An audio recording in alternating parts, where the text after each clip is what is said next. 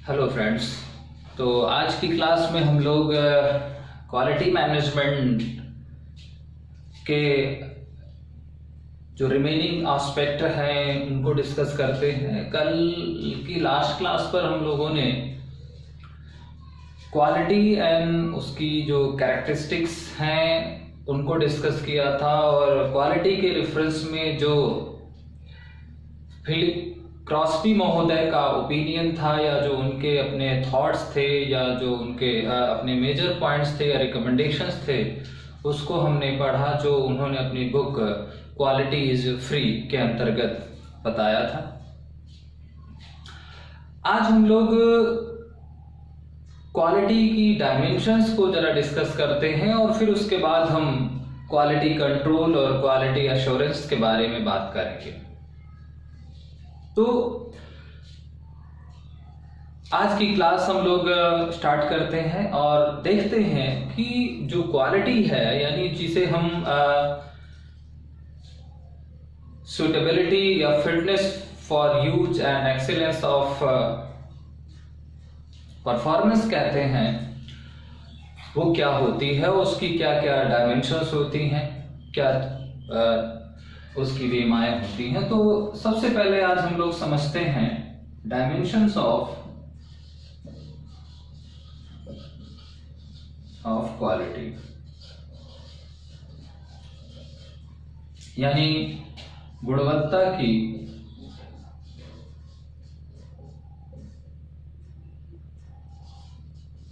विमाएं।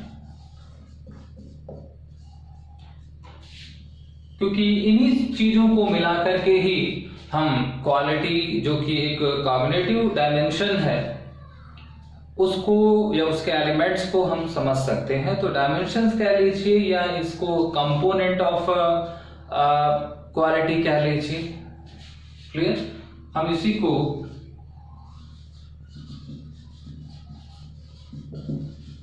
Component या elements of quality भी कह सकते हैं। तो क्वालिटी की जो मेजर डायमेंशंस या जो मेजर कंपोनेंट्स हैं, उसके बारे में जो बात की है, वो बात की है डेविड ए गार्विन ने।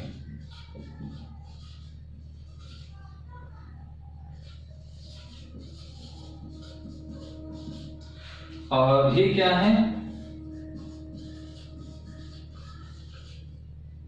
प्रोफेसर ऑफ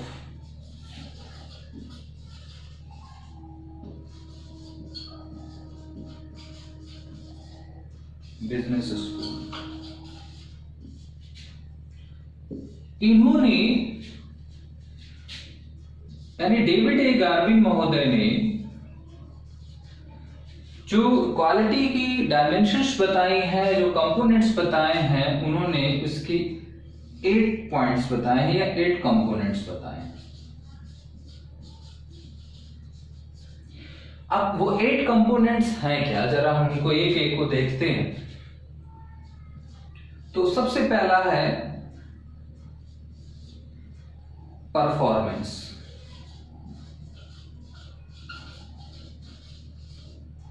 जिसे आप क्या कहते हैं? निष्पादन। दूसरा है फीचर्स, जिसे आप क्या कहते हैं? विशेषताएं। तीसरा है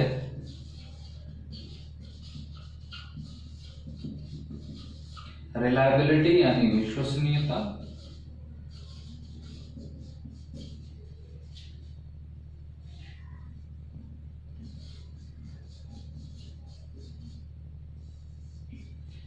चौथा है ड्यूरेबिलिटी।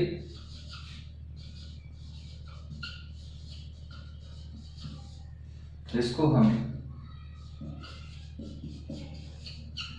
स्थायित्व कहते हैं। पांचवा है सर्विसबिलिटी।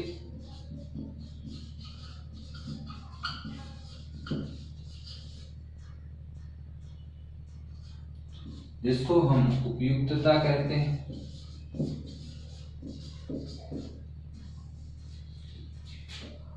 छठा है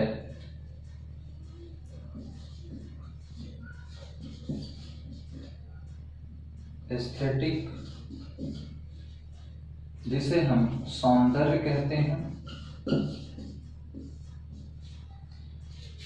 सातवां है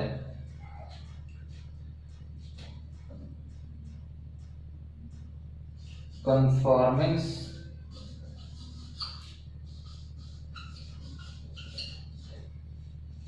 अनुरूपता।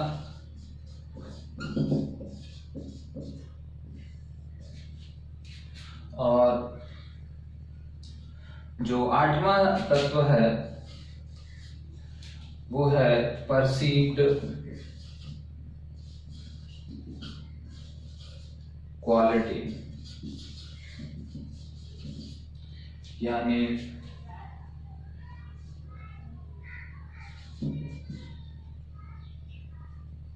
कथित गुणवत्ता।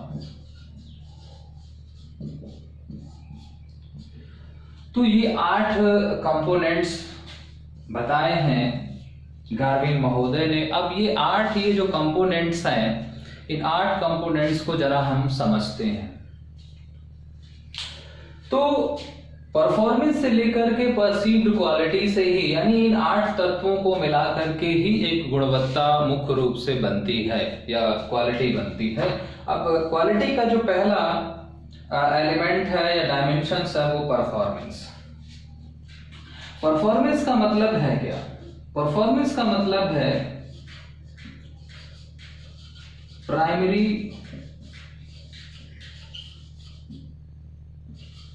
ऑपरेटिंग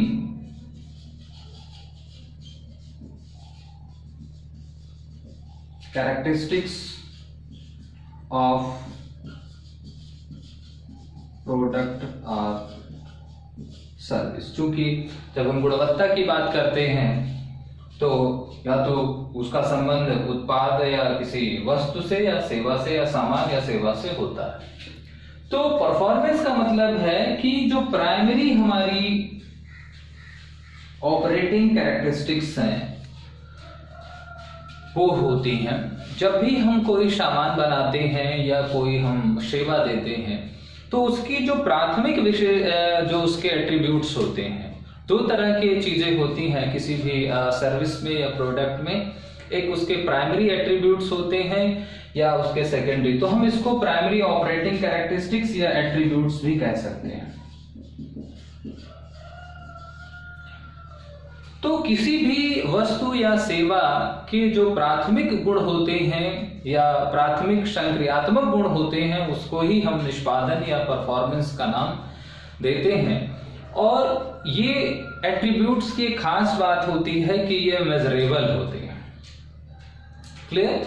और ये कहीं ना कहीं यूनिवर्सल होते हैं लगभग, क्योंकि जब भी किसी हम सर्विस की बात करते हैं या जब हम किसी प्रोडक्ट की बात करते हैं, तो कोई भी प्रोडक्ट या कोई भी सर्विस प्रोवाइडर एक अकेला नहीं होता। किसी भी प्रोडक्ट का मैन्युफैक्चरर एक सिंगल मैन्युफैक्चरर नहीं होता और ना ही किसी सर्विस का एक सर्विस प्रोवाइडर इंडिविजुअल होता है, बल्कि उसके साथ बहुत सारे लोग। अगर हम अपने एरिया का एग्जांपल लेकर के चले कि जैसे एजुकेशन है, या मान लीजिए हम कहें कि टेक्निकल एजुकेशन या टीचर एजुकेशन प्रोवाइडर, तो बहुत सारे हैं, बहुत सारे कॉलेज हैं। और जो कॉलेज हैं उनकी जो फंडामेंटल वर्क है, जो फंडामेंटल उनके अपने टास्क हैं, वो लगभग सबके बराबर है। यानी सभी सिलेबस पढ़ाते हैं, सभी को करिकुलम एक्टिविटीज कराते हैं, सभी एग्जाम कराते हैं, सभी टीचिंग कराते हैं, सभी माइक्रो टीचिंग कराते हैं।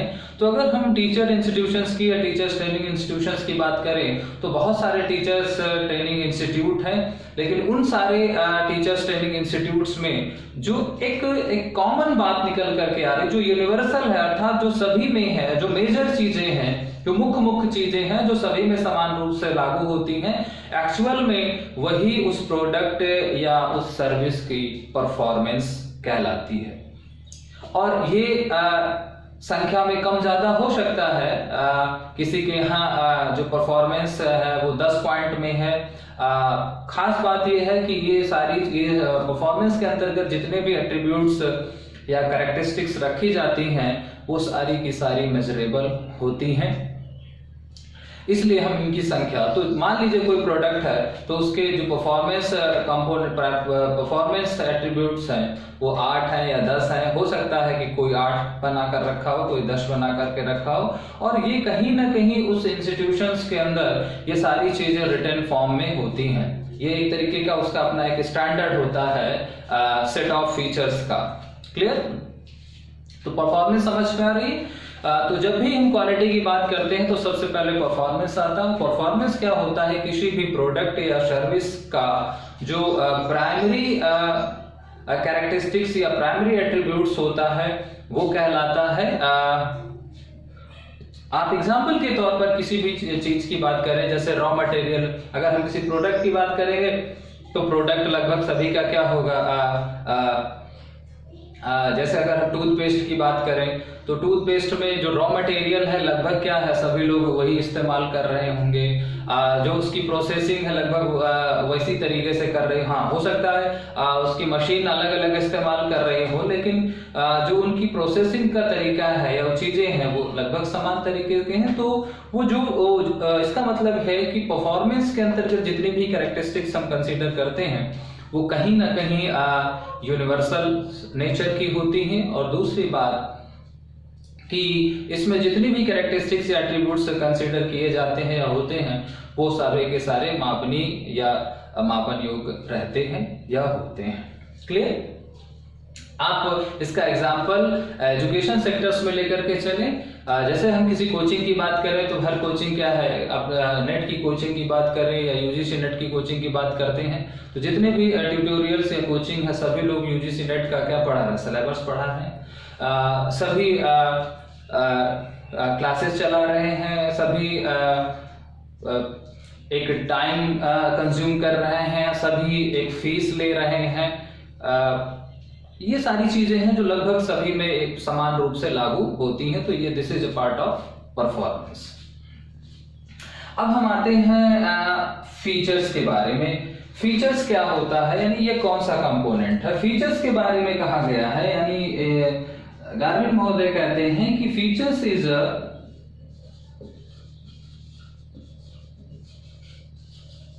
Additional characteristics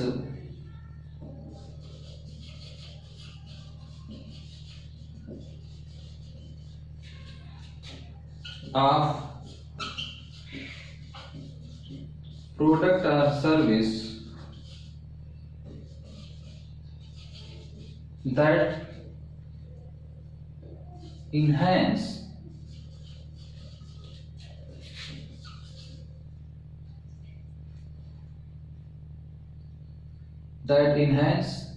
the appeal of product और सर्विस। कहने का तात्पर्य कि ये कुछ अतिरिक्त विशेषताएं होती हैं, ये कुछ एडिशनल फीचर्स होते हैं, या हम इसको कह सकते हैं कि फीचर्स जो हैं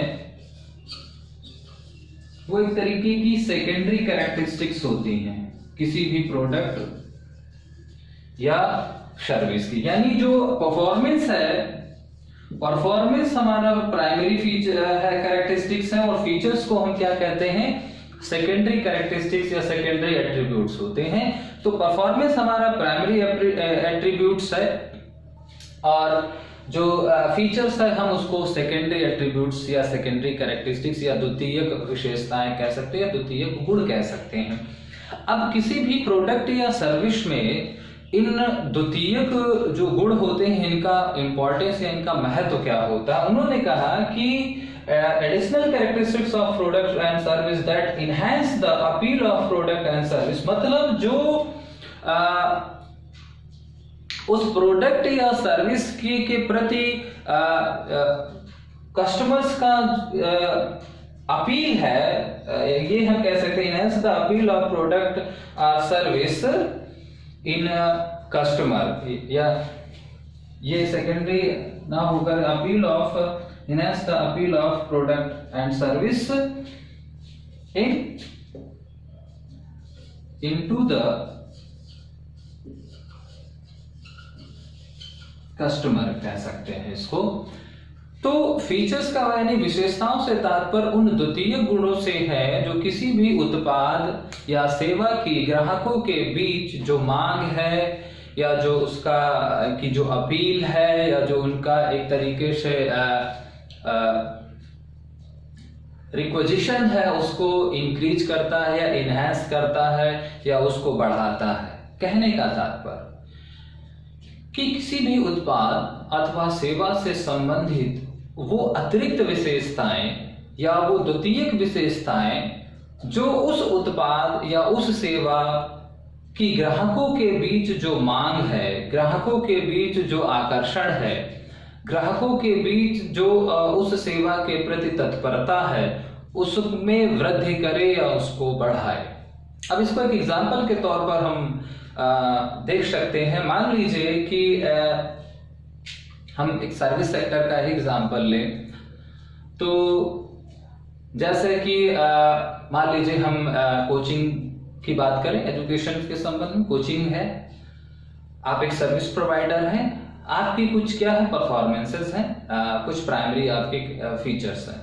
अब ये सेकेंडरी में क्या चीज आती है, जैसे कि मान लीजिए आप करिकुलम पढ़ा रहे हैं, ठीक है, सब कुछ हो रहा है, लेकिन आपने क्या कर दिया, आप विद्यार्थियों को अपनी ओर आकर्षित करने के लिए आपने क्या कर दिया, स्कॉलरशिप का प्रोविजन कर दिया, या उनके साथ पढ़ने के साथ साथ क्या है उनको आपने study material free of cost कर दिया, या उनको आपने ऑनलाइन जो आपकी क्लासेस है या ऑनलाइन सब्सक्रिप्शन है या मैगजीन सब्सक्रिप्शन है वो प्रोवाइड कर दिया। क्लियर? या जैसे कि आप किसी रेस्टोरेंट में जाते हैं, खाना खाते हैं, तो वहां पर खाने के साथ साथ उसने क्या किया, आपको लास्ट में एक फ्री ऑफ कॉस्ट जो है उसने आइसक्रीम प्रोवाइड कर दी या कोल्ड ड्रिंक दे दी या कॉफी पिला दी।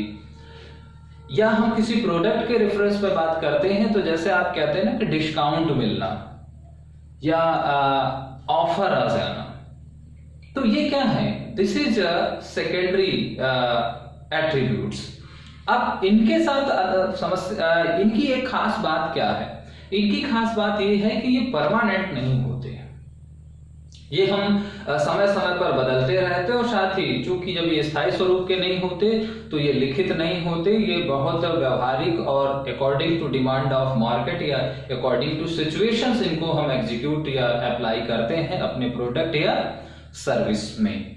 तो लेकिन कुछ ना कुछ फीचर्स आप होते हैं या रखने चाहिए या रखना होता है हमें अपनी प्रोडक्ट या सर्विस के अंदर। तो this is a part of features. तो फीचर्स एंड परफॉर्मेंस में कंफ्यूजन तो नहीं हो रहा है। सिंपली जब हम फीचर्स की बात करते हैं तो फीचर्स क्या होते हैं, सेकेंडरी एट्रीब्यूट्स होते हैं, और ये परमानेंटली नहीं होते, बल्कि ये ऐसे एट्रीब्यूट्स होते हैं जिससे प्रोडक्ट का एग्जिस्टेंस नहीं होता है, बल्कि ये ऐसी चीजें होती हैं जो हमारे प्रोडक्ट या सर्विस की जो डिमांड इन कस्टमर्स या डिमांड इन कंज्यूमर्स या जो कस्टमर्स का अट्रैक्शन है उसको बढ़ाती हैं, या हमारे प्रोडक्ट या सर्विस की को ज़्यादा इफेक्टिव बनाती हैं, ज़्यादा उसको इन्हेंस करती हैं, ज़्यादा पावरफुल करती हैं।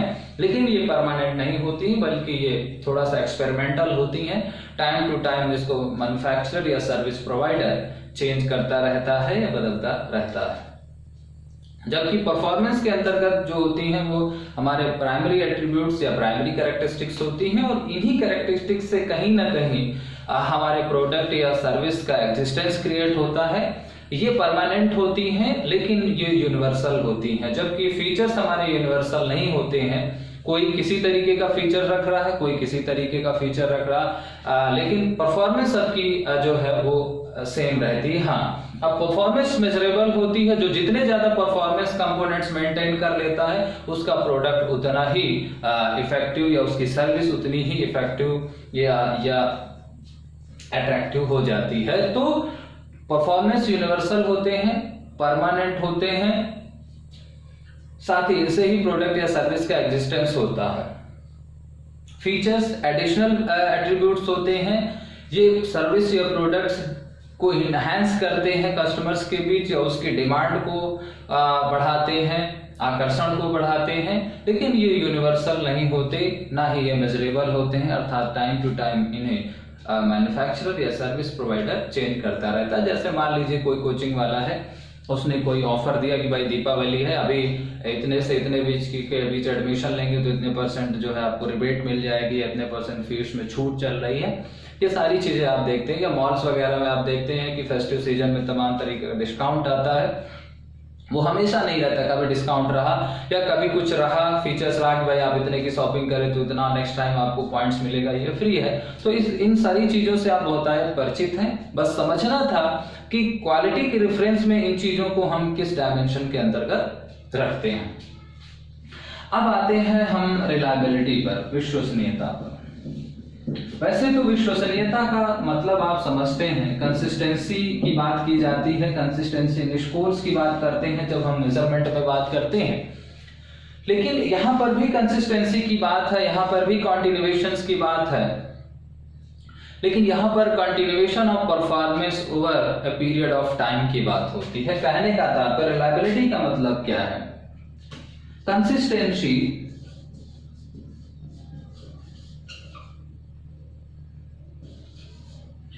or continuation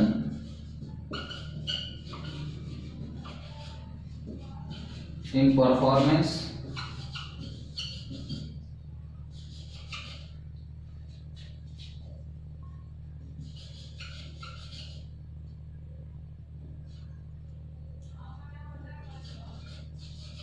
with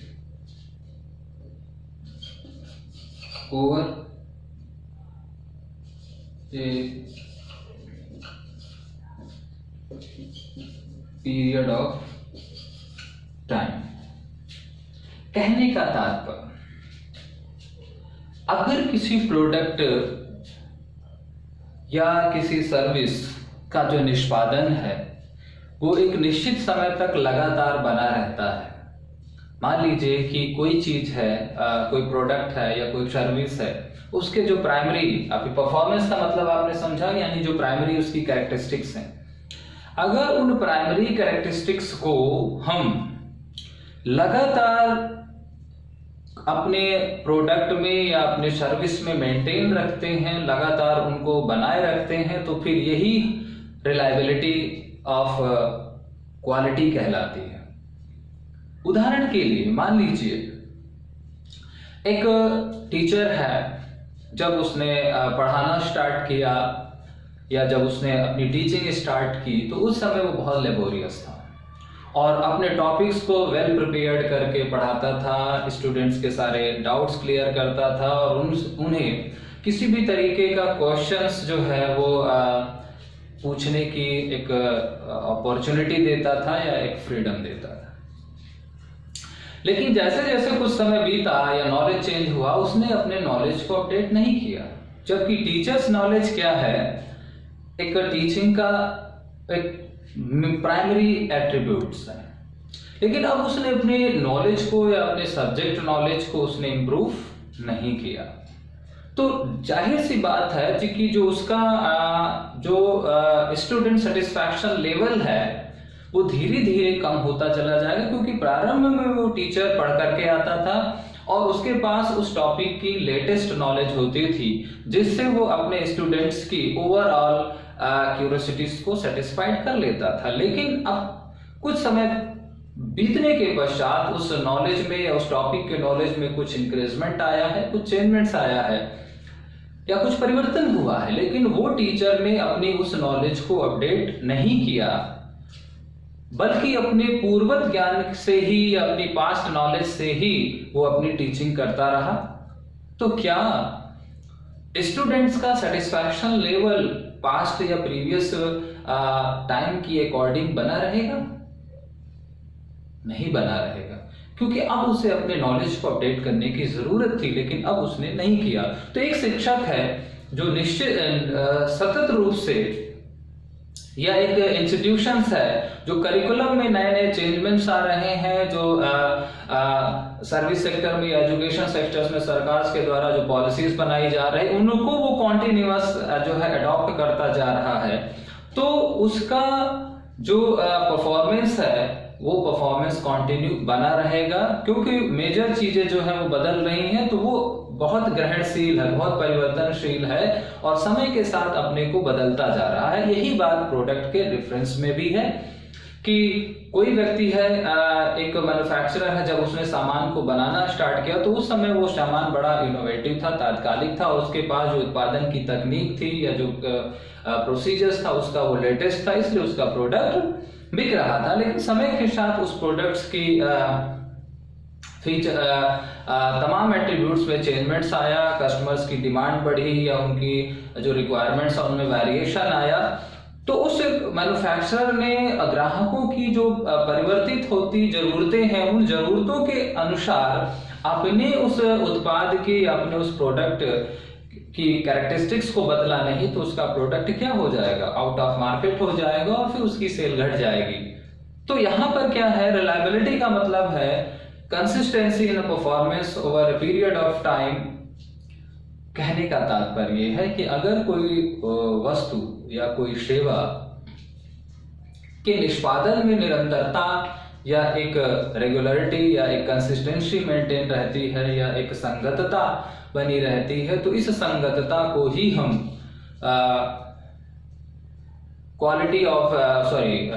reliability of quality कहते हैं। और रिलायबिलिटी ऑफ क्वालिटी मेंटेन कैसे होती है, जब व्यक्ति थोड़ा सा ऑप्टिमिस्टिक होता है, थोड़ा सा वॉच वाली उसकी टेंडेंसी होती है, रिसर्च अप्रोच रखता है, तो वो समय की मांग के अनुसार अपनी सेवा को, अपने उत्पादनों को अपडेट्स करता रहता है, उनको संवर्धित करता रहता है, जिससे उसके निष्पादन में निरंतरता या सततता बनी रहती है। साथ ही साथ वो अपने कार्य को हमेशा लेबोरियस तरीके से और त्रुटि रहित ढंग से निष्पादित करता रहता है। इससे भी उसके उत्पाद में या सेवा में रिलायबिलिटी आती है। तो रिलायबिलिटी के लिए क्या है कि हमें कॉन्टिन्यूअस अपनी जो हमारे डिफेक्ट्स हैं या जो एरर्स हैं उनको कंट्रोल करना होगा, हमारी जो प्रोसेस, हमें हार्ड वर्क निरंतर करना होगा, और साथ ही साथ हमें थोड़ा सा रिसर्च अप्रोच या में भी रखना होगा, ताकि हम देखते रहें कि कंटेम्प्रेरी प्रोस्पेक्टिव्स में प्रोडक्ट या उस सर्विस सेक्टर्स में क्या इनोवेशंस आ रहे हैं, क्या चेंजमेंट्स आ रहे हैं, और साथ ही साथ कस्टमर के रिक्वायरमेंट्स या उसकी जरूरतों में या उसकी मांग में किस तरह का परिवर्तन या बदलाव परिलक्षित हो रहा है। क्लियर? तो रिलायबिलिटी समझ में आई। ड्यूरेबिलिटी की बात करते हैं। ड्यूरेबिलिटी क्या है? इसको हम स्थायित्व कहते हैं या इसको हम टिकाऊपन भी कहा जाता है। ड्यूरेबिलिटी का मतलब है टिकाऊपन। इसको हम कहते हैं length of product service life with or without repair. जब भी हम कोई सामान लेते हैं, क्लियर, तो हर सामान की अपनी एक आयु होती है, एक अपनी एज होती है, ठीक है। उसका अपना एक जीवन होता है। हमने क्या कहा है यहां पर? Product or service life. एक उम्र होती, उस उम्र को ही हम ड्यूरेबिलिटी कहते हैं। और ये उम्र दो तरीके की होती है।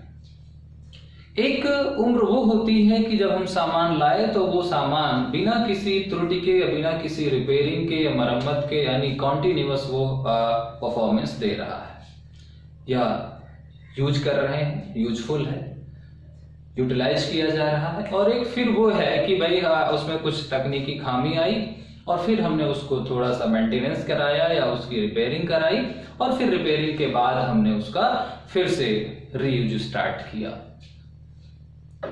फिर वो थोड़े दिन चला सामान, फिर खत्म, फिर बिगड़ा, फिर हमने रिपेयर कराया और फिर से हमने उसको इस्तेमाल करना प्रारंभ किया। फिर कुछ दिन हमने इस्तेमाल किया, अब फिर वो बिगड़ा, फिर हमने बनवाया, फिर इस्तेमाल किया। लेकिन कहीं ना कहीं एक बिंदु ऐसा आता है कि जब हमें उस प्रोडक्ट को छोड़ना पड़ता है या उसका परित्याग करना पड़ता है या उसको लीव करना पड़ता है, उसकी जगह हमें एक नया प्रोडक्ट परचेज करना होता है, चाहे वो मोबाइल हो, चाहे वो टेलीविजन हो, चाहे लैपटॉप हो। आप समझ सकते हैं कि हर प्रोडक्ट की अपनी एक लाइफ होती है, अपनी एक एज होती है या उम्र होती है। और उम्र दो तरीके से है, एक उम्र बिना मरम्मत के और एक मरम्मत के बाद की उम्र। तो इन दोनों ही उम्र को हम as a whole durability of quality कहते हैं। अब ये ड्यूरेबिलिटी क्या केवल प्रोडक्ट्स में ही होती है या सर्विस में भी होती है? दोनों बातें हैं। सर्विस सेक्टर में भी ये चीजें होती हैं। अब जैसे मान लीजिए प्रोडक्ट के रेफरेंस में प्रोडक्ट तो आपने परचेज कर लिया, लेकिन सर्विस में क्या है, आपने सर्विस अडॉप्ट कर ली, सर्विस आपने अडॉप्ट कर ली। अब जैसे कि आपने एडमिशन ले लिया, ठीक है, अब एडमिशन लेने के बाद कितने दिन के लिए वो आपको फैसिलिटी दे रहा है। जैसे उसने कहा कि भाई आप की 3 महीने की क्लासेस हैं, आप 3 महीने ही सेवा लेंगे और इसके बाद आपकी क्लासेस खत्म हो जाएंगी। ये फीस आपके लिए 3 महीने के लिए वैलिड है और 3 महीने आपको क्या करना है, इसके बाद फिर से आपको फीस पे करनी पड़ेगी यदि आप क्लास को कंटिन्यू करना चाहते हैं। एक दूसरा इंस्टीट्यूट है, उसी पर ये कह रहा कि भाई इस सर्टेन फीस पर आप 3 मंथ्स तक जो है रेगुलर क्लास अटेंड कर सकते हैं, लेकिन यदि आपका कोर्स कंप्लीट नहीं हुआ तो फिर आप 2 महीने एडिशनल क्लास भी ले सकते हैं, यानी उसका ड्यूरेबिलिटी पीरियड 5 मंथ है। क्लियर? और एक कह रहा है कि भाई जब तक आपका एग्जाम क्लियर नहीं हो जाएगा या लगभग 1 ईयर तक आप इसी फीस पर आप पढ़ सकते हैं। इस तरीके का यानी उन्होंने अपनी लाइफ डिफाइन की है सेवा की। या जैसे कि आप मोबाइल रिचार्ज कराते हैं तो मोबाइल रिचार्ज कराते हैं तो उसका अपना एक वैलिडिटी पीरियड होता है। तो कहीं ना कहीं ड्यूरेबिलिटी का संबंध जो है वो उस प्रोडक्ट या सर्विस की लाइफ एज से है या उसकी लाइफ से है। अब ये जितना ज्यादा होता है लोग उतना ही ज्यादा उस प्रोडक्ट या सर्विस को प्रिफर करते हैं। क्लियर? तो ड्यूरेबिलिटी समझ में आया? ड्यूरेबिलिटी का मतलब है सेवा या उत्पाद की उपयोगिता अवधि या उपयोगी जो उसकी उम्र है, वो मरम्मत के बिना या मरम्मत के बाद। अब आते हैं सर्विसबिलिटी की बात। सर्विसबिलिटी क्या है? सर्विसबिलिटी का मतलब है सर्विस आफ्टर सेल,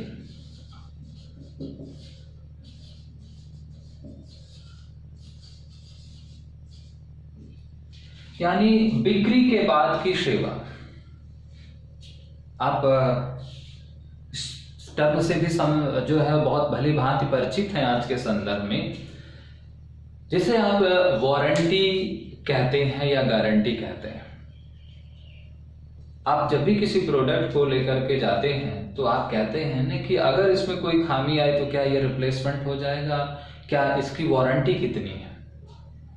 यानी वारंटी का मतलब ये है कि क्या ये वारंट या रिप्लेसमेंट है इसमें। तो जैसे आप कोई प्रोडक्ट खरीदे, जैसे एक आरओ खरीदा आपने, तो आरओ खरीदा और आरओ जैसे ही आप लाए उसमें क्या है, थोड़ी सी खामी आई, लेकिन आपने क्या किया, एक फोन किया कंपनी को, और कंपनी का एक इंजीनियर या मैकेनिक आता है और तुरंत आपके उस आई हुई तकनीकी खामी को सही कर देता, वो भी फ्री ऑफ कॉस्ट। तो आपको क्या है, आपको ज्यादा प्रॉब्लम नहीं हुई, आप सेटिस्फाइड है। लेकिन आप प्रोडक्ट लाए और तुरंत खराब हो गया और आप शॉप के पास जाते हैं या दुकानदार के पास जाते हैं तो कहते हैं नहीं, इसकी कोई गारंटी नहीं, अब ये आपकी जिम्मेदारी, चला या नहीं चला। तो आप क्या उस सामान को दोबारा परचेज करेंगे? बिल्कुल नहीं करेंगे। तो आजकल कहीं ना कहीं आजकल सर्विसबिलिटी को बहुत तवज्जो दी जा रही है किसी भी प्रोडक्ट या सर्विस सेक्टर में। अब सर्विस सेक्टर्स के बारे में बात करते हैं। अगर मान लीजिए किसी कॉलेज में आपने, किसी कोचिंग में या इंस्टीट्यूट में आपने एडमिशन ले लिया। अब एडमिशन लेने के पश्चात आपकी अपनी प्रॉब्लम्स है, आपको समझ में नहीं आ रहा है, या आपको लीव लेना है, क्या वहां पर इस तरह की फैसिलिटी है? क्या वहां पर आपका जो टॉपिक छूटा हुआ है उसको दोबारा कराया जा रहा है, या आप किसी दिन क्लास में नहीं आए, या आप वहां पर बीमार हो गए और कुछ दिन आपकी क्लास जो है वो मिस हो गई, तो क्या उसके लिए वो जो इंस्टीट्यूट है वो रिस्पॉन्सिबिलिटी ले रहा? क्या वो ऐसा तो नहीं कर रही, आप क्लास में नहीं आए, आपका छूट गया तो ये आपकी जिम्मेदारी? क्या वो कह रहा है कि नहीं, आप बिल्कुल, हम आपको समझाएंगे, आप इसको थोड़ा सा अपने स्तर से पढ़िए और फिर अगर ना समझ में आए तो आप पर्सनली हमसे पूछ सकते हैं। तो दिस इज यानी कस्टमर सेटिस्फैक्शन। जब हम बात करते हैं तो प्रोडक्ट और सर्विस सेक्टर में कस्टमर सेटिस्फैक्शन हमने कहा ना कि बहुत प्राइमरी होता है, और कस्टमर सेटिस्फैक्शन के लिए ही ये सर्विसबिलिटी डायमेंशन काम करती है। यानी किसी भी क्वालिटी में सर्विसबिलिटी ऑफ क्वालिटी का मतलब यही है कि किसी भी प्रोडक्ट या सर्विस को सेल करने के पश्चात कस्टमर सेटिस्फैक्शन को बरकरार रखने के लिए, यानी विक्रय पश्चात सेवा। वास्तव में पहले क्या होता था कि हम जब तक हमारी सेल नहीं हुई है, चाहे वो सर्विस की हो या प्रोडक्ट की हो, तब तक तो हम कस्टमर्स को कस्टमर मानते थे। लेकिन उसके पश्चात जैसे उसने हमारी सर्विस परचेज कर ली, हमारा प्रोडक्ट परचेज कर लिया, उसके पश्चात हमने उस कस्टमर्स को निगलेक्ट कर दिया, वो हमारे लिए बिल्कुल भी इनसिग्निफिकेंट हो गया। लेकिन आज ऐसा नहीं है। हम आज अपने ग्राहक को भगवान मानते हैं, भगवान का दर्जा दिया जाता है कि कस्टमर्स भगवान होता है, और वो इसीलिए है कि हम उसकी लॉन्ग टर्म जो सेटिस्फैक्शन है उसको मेंटेन करने की कोशिश करते हैं, और ये चाहते हैं क्योंकि अगर एक हमारा ग्राहक संतुष्ट रहेगा तो वो आगे भी हमसे ना केवल प्रोडक्ट या सर्विस परचेज करेगा, बल्कि वो दूसरे लोगों को इस प्रोडक्ट या इस सर्विस को परचेज करने के लिए रिकमेंड भी करेगा, और जिससे हमें एक लॉन्ग टर्म बेनिफिट या प्रॉफिट प्राप्त होगा या मिलेगा। तो इसीलिए हम सर्विसबिलिटी की बात करते हैं। सर्विसबिलिटी का मतलब समझ में आ रहा है कि किसी भी प्रोडक्ट या सर्विस को सेल करने के पश्चात भी कस्टमर्स के साथ कांटेक्ट बनाए रखना, उसके साथ उसको मेल करते रहना, उससे उसके प्रोडक्ट या सर्विस के बारे में उससे फीडबैक लेना, उससे सजेशंस लेना, और यदि उसकी कुछ शिकायतें हैं या उसकी कुछ कंप्लेंट्स हैं तो उन कंप्लेंट्स को इमीडिएट सॉर्ट आउट करना या उनको रिजॉल्व करना। तो दिस इज अ सर्विसबिलिटी। अब हम बात करते हैं एस्थेटिक की। एस्थेटिक का मतलब सौंदर्य, इसी को हम लोग क्या कहते हैं, स्टाइल भी कहते हैं। अब ये क्या चीज है? जब हम एस्थेटिक की बात करते हैं तो this is a subjective opinion of user about product or service। Subjective opinion या सब्जेक्टिव व्यू कह लीजिए या व्यू पॉइंट कह लीजिए, मतलब उसका आत्मनिष्ठ विचार। तो किसी भी यूजर का या कस्टमर का किसी भी प्रोडक्ट या सर्विस के प्रति जो उसका सब्जेक्टिव ओपिनियन होता है या जो उसका आत्मनिष्ठ विचार होता है या मत होता है, उसे ही हम एस्थेटिक कहते हैं, सौंदर्य, या उसी को ही हम स्टाइल कहते हैं। अब उदाहरण के तौर पर अगर हम इसको लें कि जैसे मान लीजिए आपने कोई प्रोडक्ट लिया, जैसे हम कहते हैं ना कि एक होती है सूरत और एक होती है सीरत। First impression is last impression की बात करते हैं। जब भी आप कोई प्रोडक्ट परचेज करने जाते हैं, किसी होटल में आप खाना खाने गए और कोई ऐसी डिश है जो बाहर से देखने में बहुत सुंदर लग रही है, बहुत अच्छी खुशबू आ रही है, बहुत सुंदर है, तो आप क्या है अनायास से उसके प्रति आकर्षित हो जाते हैं। जरूरी वो आपको अच्छी लगी, हो सकता है दूसरे को अच्छी ना लगे, उसकी खुशबू ना अच्छी लग रही हो, या उसका जो कलर है या जो उसका जो डिजाइन है वो ना अच्छा लग रहा हो। इसी तरीके से जब आप कोई एक कपड़ा खरीदने जाते हैं या कोई ड्रेस परचेज करने जाते हैं, तो उसका जो उसकी जो एम्ब्रॉयडरी होती है, जो उसकी कलर होता है, उसका जो डिजाइन होता है, वो किसी एक यूजर को बहुत बेहतर लगता है और दूसरे को बेहतर नहीं लगता है, या हो सकता है सबको बेहतर लग रहा हो। ठीक है। इसी तरीके से एक स्टाइल, अगर हम एस्थेटिक की बात करें तो सर्विस सेक्टर में भी बात करते हैं। सर्विस सेक्टर्स में बात करें तो भाई जैसे आप किसी इंस्टीट्यूट में पढ़ रहे हैं या किसी कोचिंग में पढ़ रहे हैं, तो आपको उस टीचर का जो पढ़ाने का तरीका है या जो उसका बिहेवियर है वो आपको अच्छा लग रहा है। जो वहाँ का नॉन टीचिंग स्टाफ है उसका जो आपका सपोर्टिव बिहेवियर है वो आपको अच्छा लग रहा है। तो ये सारी चीजें यानी आपको क्या है, this is a aesthetic, this is a subjective opinion. ये इंडिविजुअल होता है, ये हर यूजर का अपना एक इंडिविजुअल होता है। तो किसी भी इंडिविजुअल यूजर का या किसी भी इंडिविजुअल का किसी भी सर्विस या किसी भी प्रोडक्ट के प्रति जो उसका अपना एक व्यक्तिगत मत या विचार होता है, उसकी सुंदरता को लेकर के, उसकी बनावट को लेकर के, उसके प्रति में जो उसके अंतर मन में भावना होती है। कहने का तात्पर्य ये है कि जो उसके अंतर मन में भावना होती है वही उस क्वालिटी का एस्थेटिक एस्पेक्ट होता है। तो कहीं ना कहीं किसी न किसी प्रोडक्ट या सर्विस के प्रति किसी भी यूजर का एक अपना पर्सनल सब्जेक्टिव ओपिनियन होता है, उसकी मेरिट्स या डिमेरिट्स को लेकर के। तो वही क्या है, तो ये हर जगह होगा, हर प्रोडक्ट में के प्रति होगा, हर सर्विस के प्रति होता है, मे बी वो पॉजिटिव या निगेटिव हो। तो दिस इज अ एस्थेटिक। अब है कन्फॉर्मेंस। कन्फॉर्मेंस का मतलब क्या है जरा समझते हैं। अनुरूपता क्या है? कन्फॉर्मेंस को कहा जाता है एक्सेप्टेबल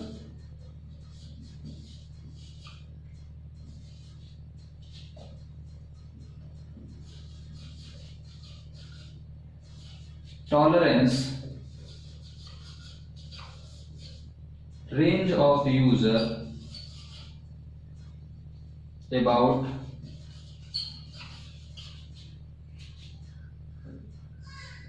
product or service।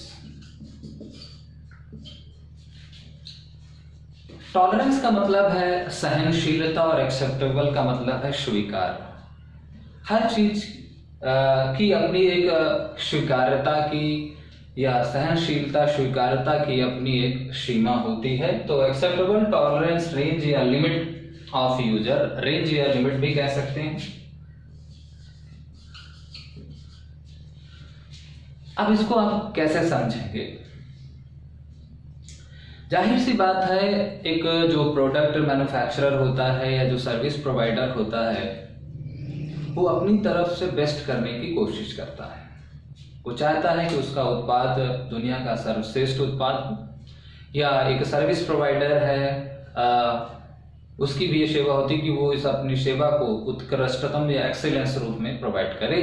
अगर हम बात करें कि मैं एज अ पर्सन मैं भी ये चाहता हूं कि मैं आपको किसी भी टॉपिक को या आपको जो मैं टीचिंग प्रोवाइड करूं या आपको जो मैं इंफॉर्मेशन प्रोवाइड करूं वो टॉप लेवल की रखे और आपकी हर एक क्वेरीज का मैं सेटिस्फैक्शन कर सकूं और आपको अधिक से अधिक अट्रैक्टिव तरीके से, इनोवेटिव तरीके से इंफॉर्मेटिव इंफॉर्मेशन प्रोवाइड करूं ताकि आपको आपको एक कंप्लीट सेटिस्फैक्शन आए।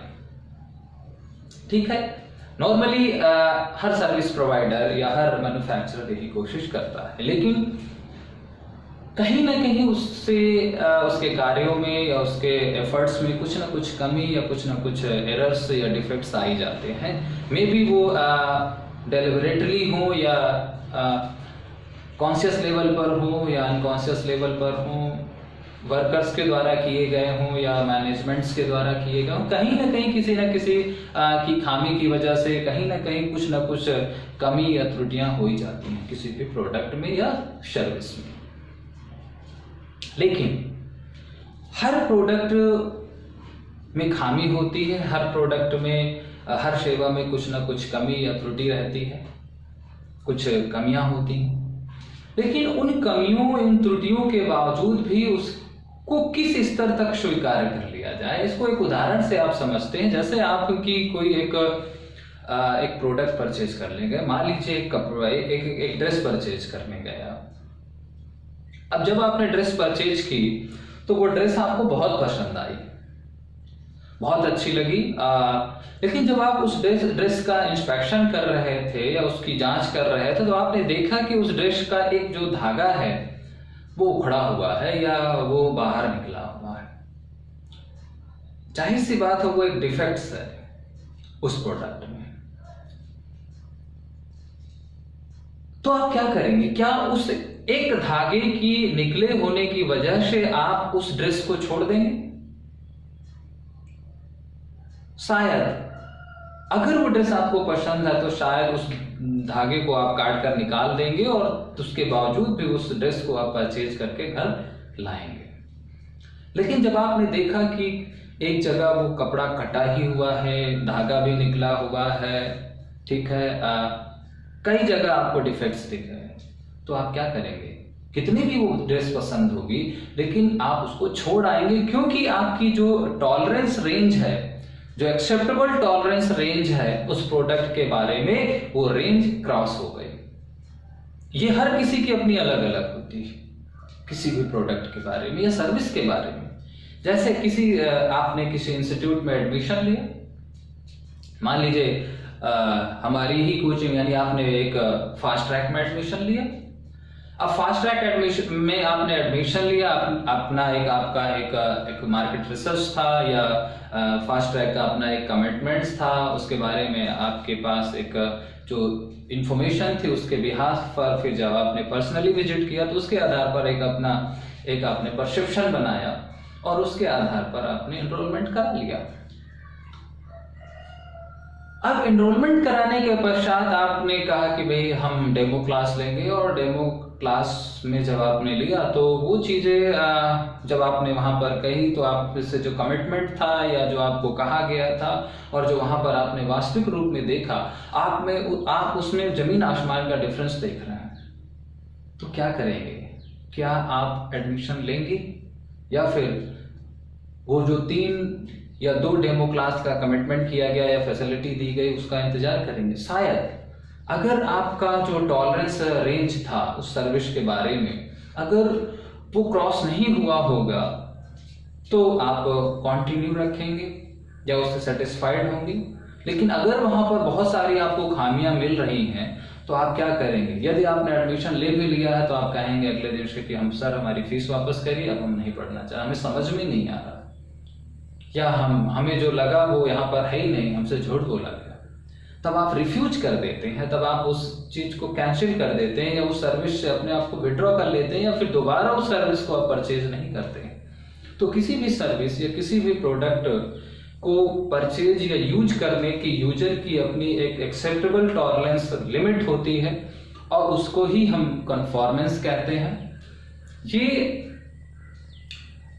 हर इंडिविजुअल्स की अपनी अपनी अलग होती है या हर कस्टमर्स की अपनी अपनी अलग होती है। किसी का जो टॉलरेंस लिमिट है या जो एक्सेप्टेबल टॉलरेंस लिमिट है वो अलग है, और ये केवल कस्टमर्स के बिहाफ पर नहीं होता, ये मैन्युफैक्चरर के बिहाफ पर भी होता है। जब एक मैन्युफैक्चरर किसी प्रोडक्ट को मैन्युफैक्चर करता है या कोई सर्विस प्रोवाइडर किसी सर्विस को देता है, अगर जैसे हम आपको एक सर्विस प्रोवाइड कर रहे हैं।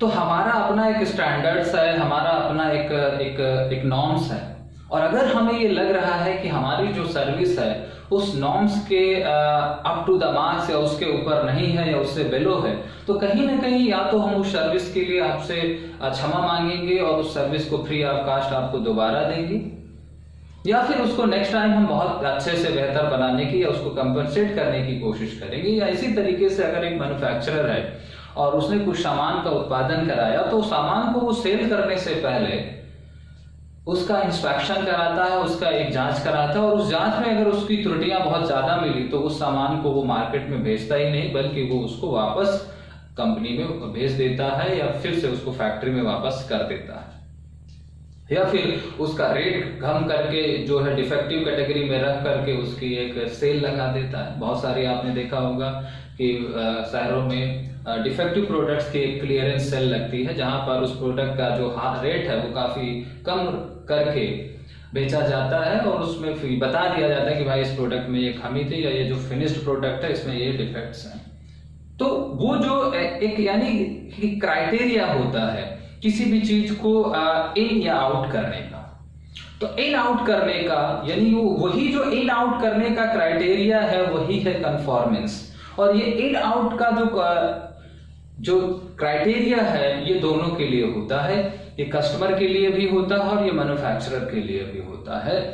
मैन्युफैक्चरर भी या सर्विस प्रोवाइडर भी किसी भी सर्विस को आउट कब करता है, जब उसको लगता है कि ये जो सर्विस है वो मेरे नॉर्म्स या मेरे स्टैंडर्ड्स या मैंने जो कैरेक्टरिस्टिक्स का या विशेषताओं का जो एक सेट बनाया है या उसकी रिक्वायरमेंट्स को पूरा करता है, तो फिर वो उसको रिलीज कर देता है। और उसको लगता है कि ये प्रोडक्ट या ये सर्विस मेरी जो रिक्वायरमेंट्स हैं उसको फुलफिल नहीं करता, तो वो उसको सेल आउट करने से या उसको आउट करने से पहले इन कर देता है, उसको बाहर जाने ही नहीं देता है। ठीक इसी तरीके से कस्टमर भी किसी भी प्रोडक्ट या सर्विस को इन आउट करने से पहले उसका भी अपना एक टॉलरेंस होता है। मैन्युफैक्चरर का जो एक्सेप्टेबल टॉलरेंस लिमिट होता है ये उसका अपना क्राइटेरिया, सेल्फ मेड क्राइटेरिया होता है। वो हर मैन्युफैक्चरर या सर्विस प्रोवाइडर का अलग अलग हो सकता है, वो लगभग फिक्स होता है। लेकिन कस्टमर का जो क्राइटेरिया होता है किसी भी प्रोडक्ट या सर्विस को एक्सेप्ट करने का वो अपना इंडिविजुअल होता है। कोई कहता है भाई एक खामी है तो मैं चीजों को ले लूंगा, कोई कहता नहीं एक भी खामी नहीं, भाई पैसा खर्च कर रहे हैं तो हमें एक भी त्रुटि नहीं चाहिए, हमें 100% एक्यूरेट प्रोडक्ट या सर्विस चाहिए।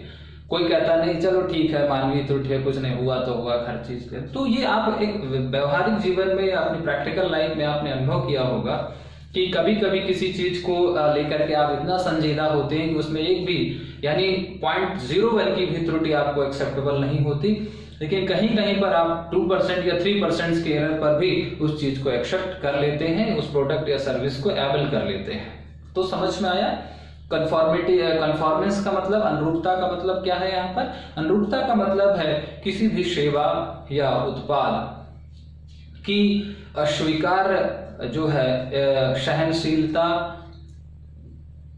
किसी भी उपयोगकर्ता की, क्लियर। और ये यूजर के साथ साथ यूजर, चूंकि हम यहाँ पर यूजर ही शब्द इस्तेमाल कर रहे हैं क्योंकि यूजर प्राइमरी होता है, लेकिन यहाँ पर हम इसे मैन्युफैक्चरर के रेफरेंस में भी देख सकते हैं।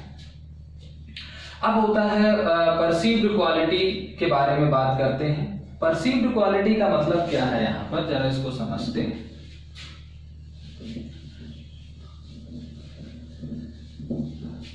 परसीव्ड क्वालिटी, परसेप्शन आप समझते होंगे, कथित गुणवत्ता क्या होती है।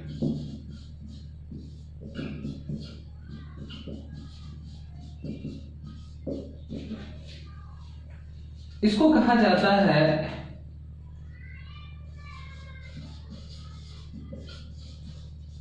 इनडायरेक्ट मेजर ऑफ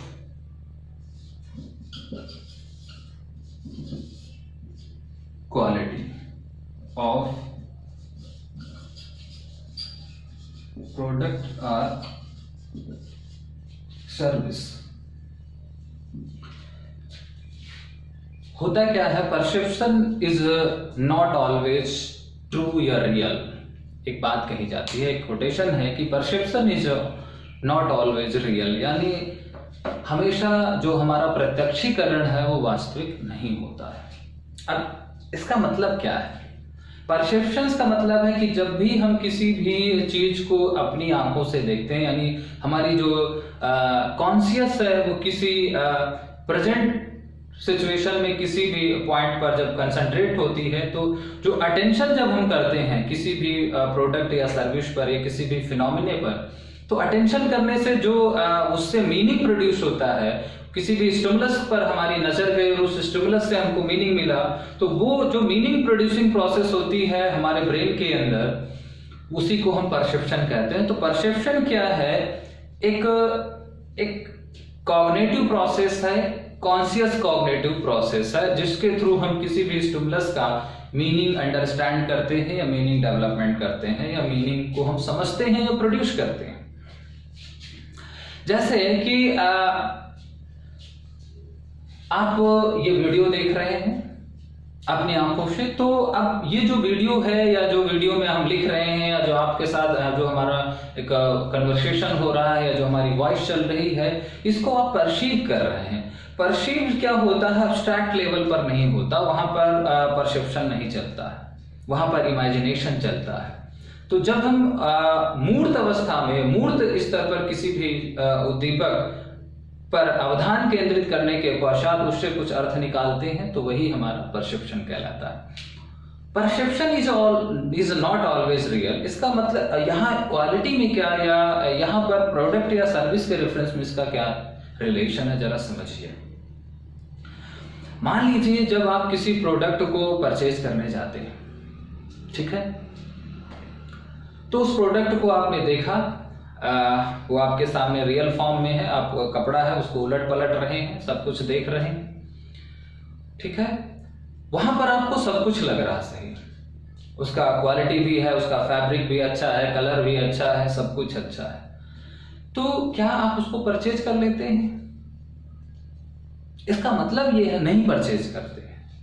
किसी भी चीज का जब हम भौतिक अवलोकन या वास्तविक अवलोकन करते हैं, तो उस कभी कभी वो जो वास्तविक अवलोकन होता है वो भी हमारा सत्य नहीं होता है। यानी किसी भी कस्टमर के पास किसी भी प्रोडक्ट या सर्विस के बारे में कहते हैं कि कभी भी कंप्लीट इंफॉर्मेशन नहीं होती है, भले ही वो उसको अपने रियल फॉर्म में यूज कर रहा हो। आपको ट्रस्ट कब आता है कि वो वास्तव में अच्छा है? किसी भी प्रोडक्ट को आपने हाथ में देखा, कितना भी वो अच्छा हो, लेकिन आपको ट्रस्ट नहीं होता, आपको बिलीव नहीं होता। बिलीव कब होता है?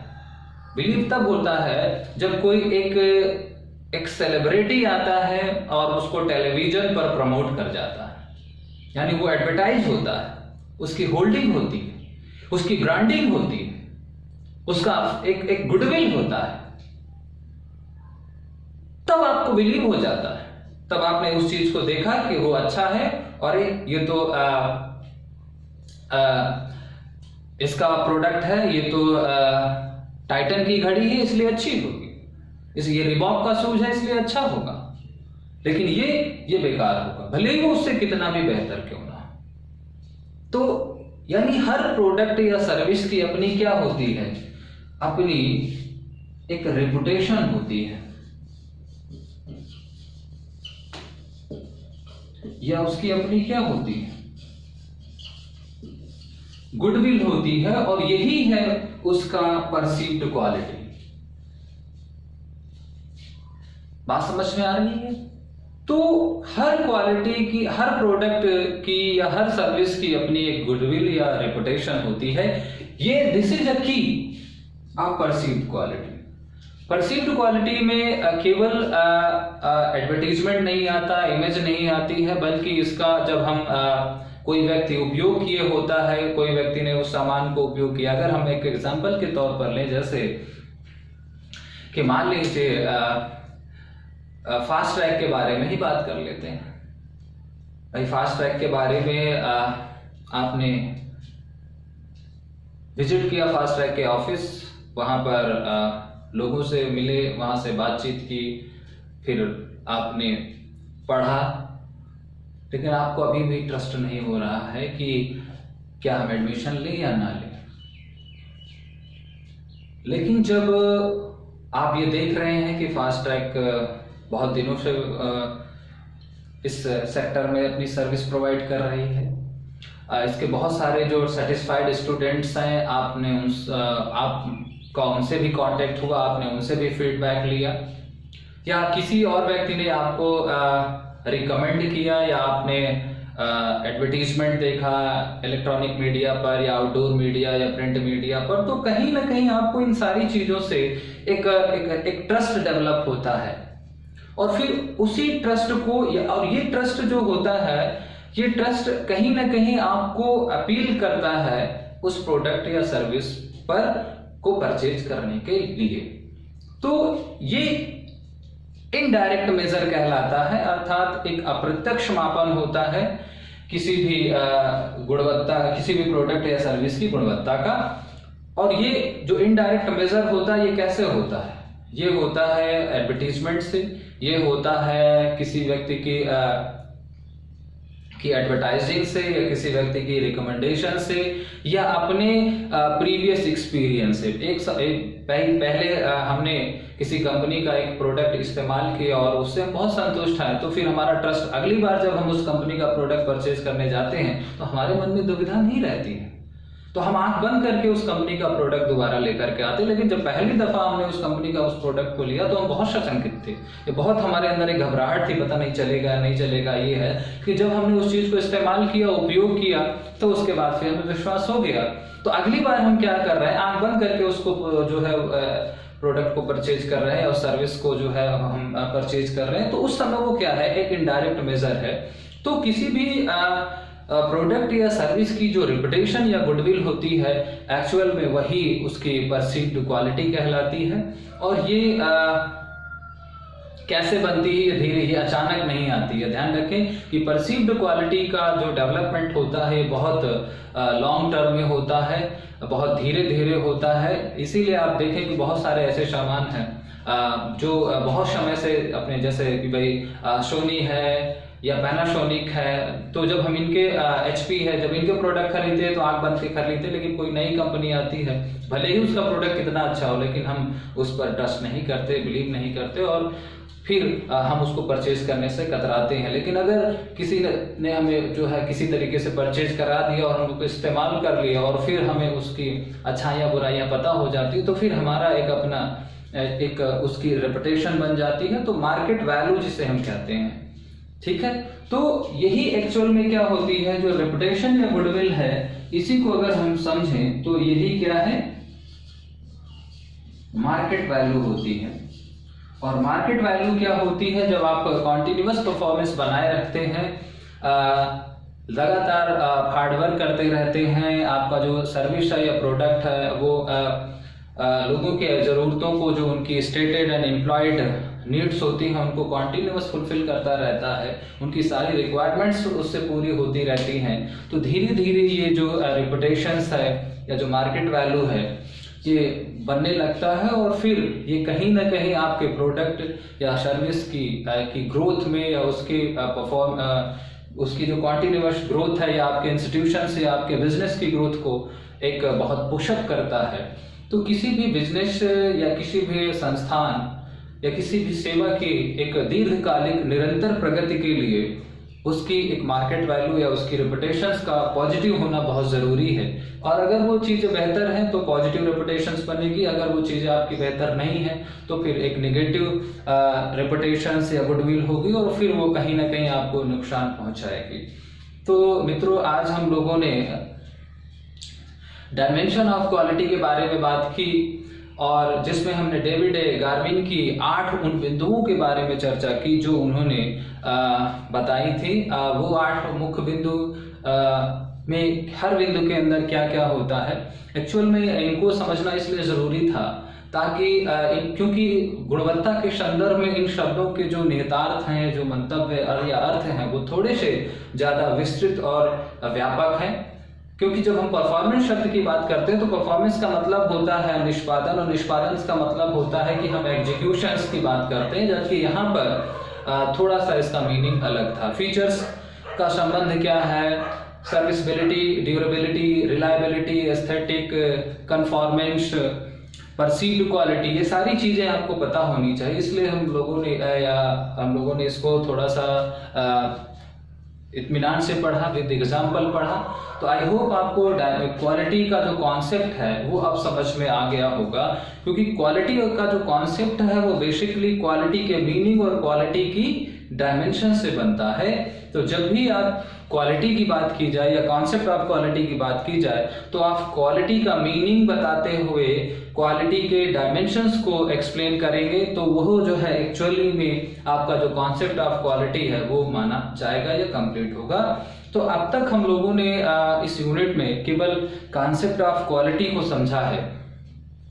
अब जो हम क्लास में हमारी जो अगली क्लास होगी उस पर हम लोग जो चर्चा करेंगे वो चर्चा करेंगे quality control and quality assurance, यानी गुणवत्ता नियंत्रण और गुणवत्ता एश्योरेंस को हिंदी में कहते हैं आश्वासन, गुणवत्ता आश्वासन की बात। तो क्वालिटी एश्योरेंस गुणवत्ता आश्वासन और क्वालिटी कंट्रोल गुणवत्ता नियंत्रण, ये बहुत ही इम्पॉर्टेंट टॉपिक है गुणवत्ता के संदर्भ में या क्वालिटी मैनेजमेंट के संदर्भ में। और इन दोनों चीज को समझने से पहले एक चीज हम लोग और समझेंगे, हिस्टोरिकल बैकग्राउंड ऑफ क्वालिटी, ताकि जब चीजें हम पढ़ें तो हमें स्टार्टिंग से समझ में आए कि जब ये कॉन्सेप्ट आया तो इसकी शुरुआत कहाँ से हुई और कब हुई, किन लोगों ने की। तो उसके परिप्रेक्ष्य में हम इस टॉपिक्स को लेंगे। तो गाइस आज की क्लास में इतना ही। अगर आपको आज की क्लास में कुछ भी समस्या हुई हो या कोई भी चीज़ समझ में ना आई हो तो आप